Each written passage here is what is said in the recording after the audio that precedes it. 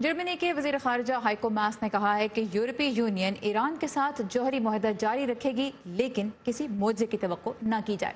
German वजीर खारजा ने Tehran में आज ईरान की आला क़यादत से मुलाकात की है।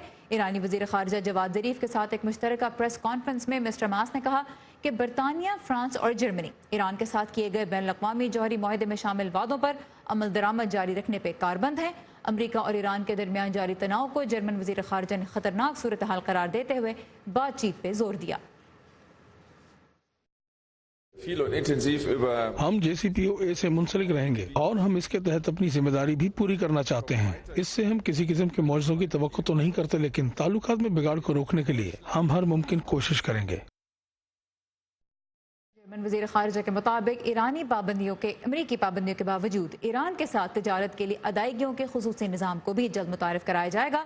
ईरानी वजीर खारजा ने कहा है कि 2015 में किए गए जौहरी मुआहदे को बचाने के लिए ईरान यूरोपीय यूनियन के साथ ताउन करेगा। इससे पहले ईरानी क़यादत खबरदार कर चुकी है कि अगर अमरीका की जानिब से बढ़ते हुए दबाव के खिलाफ यूरोप कुछ न कर सका तो ईरान भी इस मुआहदे पर अमल दरामद रोक देगा।